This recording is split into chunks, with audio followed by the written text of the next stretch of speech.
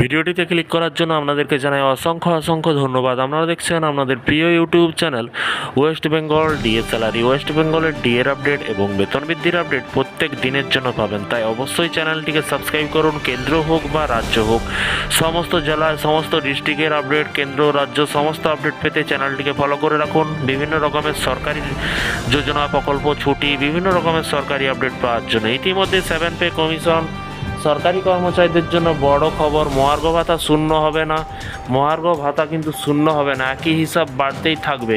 তো একই হিসাব বাড়তেই থাকবে। গুরুত্বপূর্ণ আপডেট, ভিডিওটি সম্পূর্ণ দেখবেন।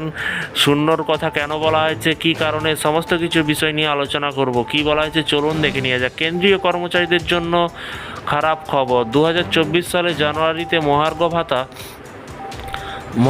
50% পৌঁছেছে। আলোচনা চলছিল যে এরপরে মহার্ঘ ভাতা শূন্যতে নামিয়ে আনা হবে। কর্মীদের পক্ষ থেকে দাবি করা হচ্ছিল যে মহার্ঘ ভাতা 50%-এর বেশি হয়ে গেলে সেটা কিন্তু বেসিকের সাথে যুক্ত হয়ে যাবে। তবে এমন কোনো সম্ভাবনা এখনও নেই বলেই জানা যাচ্ছে। এটি শুধুমাত্র তখনই করা হয়েছিল যখন 2016 সালের ভিত্তি বছর পরিবর্তন করা হয়েছিল। ফলে ডিএ শূন্য নামানো যাবে না বলে মনে করছেন বিশেষজ্ঞরা। সরকার এটাই কিন্তু স্পষ্ট করে দিয়েছে যে এই ধরনের কোনো সুপারিশ আপাতত বিবেচনা করা হচ্ছে না। এইরকম অবস্থায়, এমন অবস্থায় কিন্তু কোনো আলোচনা হয়নি। এই আলোচনা কেন গতি পাচ্ছে তা বলা মুশকিল। মহার্ঘ ভাতার পরবর্তী সংশোধন কবে হবে?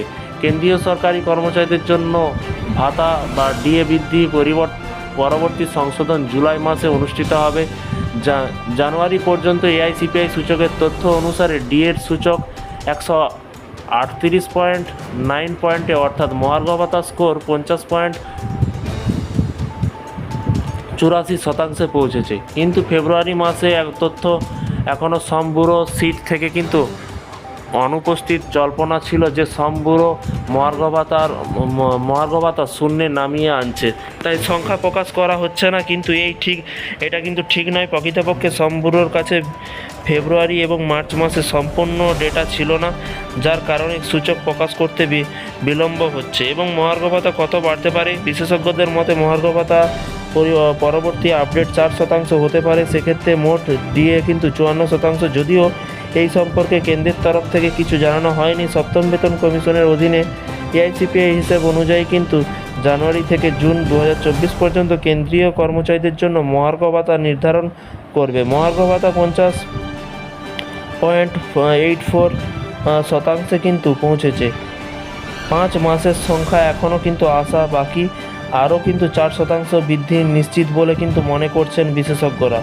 এমনটা হলে কিন্তু মহার্ঘ ভাতা 54% পৌঁছাতে পারে। তো ফ্রেন্ডস, বিষয়টি বুঝতে পারলেন। এই ছিল আজকে একটি ছোট্ট আপডেট।